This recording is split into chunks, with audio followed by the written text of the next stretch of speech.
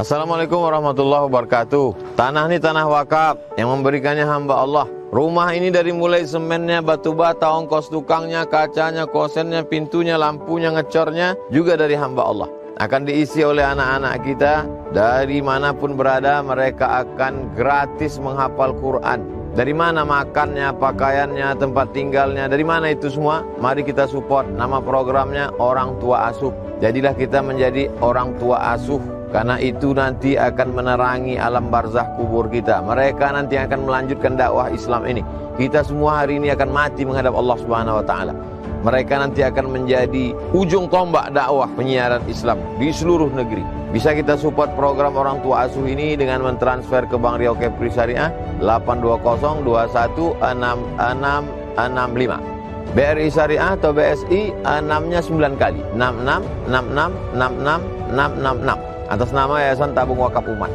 Jangan lupa sertakan kode transfer 03 di akhir nominal transfer. Konfirmasinya ke nomor ini, admin Yayasan Tabung Wakaf Umat 0852 6551 6060. Berkah selalu, anak kita menjadi anak soleh solehah. Barakallahu fikum. Wassalamualaikum warahmatullahi wabarakatuh. Jadi yang saya tanyakan Ustaz, saya itu kan lahir dulu dari orang tua ibu, kemudian saya sekolah, kemudian ikut kajian-kajian, kemudian bermanhaj. Kalau saya lihat dari kajian-kajian yang Ustaz Kiai Idrus Ramli, kemudian Buya Rasyid, kayaknya kok arahnya tuh ke salafi. Jadi setiap anak pulang nih dari Jawa nih selalu berbenturan dengan saya masalah pemahaman. Jadi berbenturan ini masalah. Mohon maaf, salafinya siapa tadi maksudnya? Salafi ini Ustaz, pemahamannya itu yang 3 tauhid itu. Maksudnya ustadz yang Bapak sebut tadi yang salafi atau anak Bapak yang? Saya tidak mau menyebut ustadznya Ustaz. Saya cuman arah ke itunya aja. Oke. Pemahamannya itu arah ke salafi. Makanya kalau saya lihat dari kajian Ustaz Abdul Somad yang saya ikuti, nampaknya salafi itu ada yang lunak, ada yang keras, atau ada yang lurus, atau yang lainnya. Wallahu a'lam Ustaz. Jadi sejak saya ikut kajian Ustaz ini, hati saya itu selalu tak tenang. Saya pinginnya itu kok balik lagi ke yang sifat 20, walaupun saya tak paham sekali, tapi kayaknya saya lebih tenang di situ.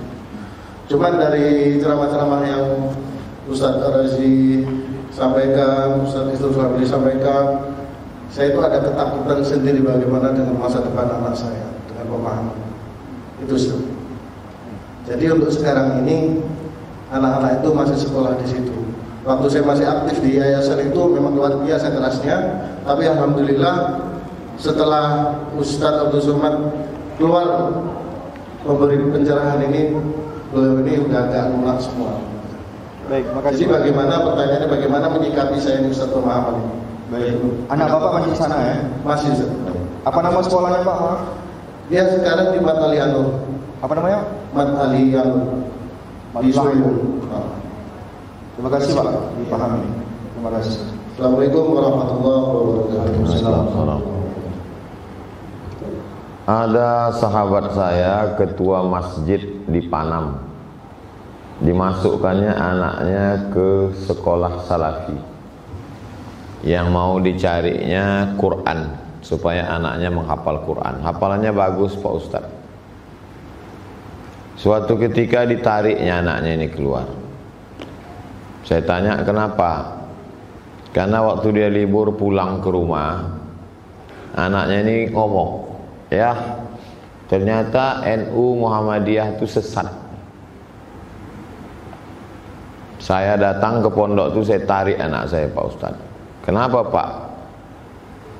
Untuk apalah dia hafal Quran kalau menyesatkan semua? Hafal Quran ya, tapi disesatkannya semua. Orang tak sesat disesatkan. Kawan saya satu angkatan di IAIN tahun 1996, tinggal di Garuda Sakti. Malam-malam menelpon saya. Ustaz Somad, tolong saya. Ada apa? Keponakan saya sedang berkelahi dengan ayahnya. Ayahnya itu abang saya. Apa masalahnya? Semua celananya diguntingnya. Ayahnya marah. Kenapa kau gunting?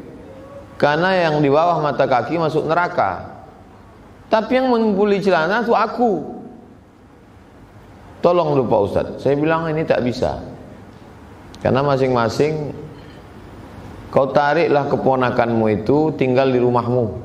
Karena kalau kau biarkan dia di rumah itu nanti dibunuhnya bapaknya itu. Ini yang saya ceritakan ini yang true story, yang kisah nyata yang saya jumpa orangnya. Bukan yang di internet. Lalu kemudian datanglah salah seorang guru tahfiz Quran ke rumah saya, minta maaf. Maafkan saya segala silap saya, Ustaz. Kenapa? Saya bilang. Dulu saya belajar sama orang Salafi. Terus saya kafirkan Ustaz.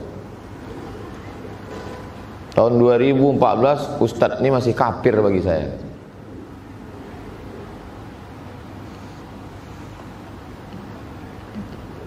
Dari 3 cerita itu ambillah pelajaran. Hafal Quran pun dia, kalau dikafirkannya Bapak, tak ada gunanya. Wallahu a'lam.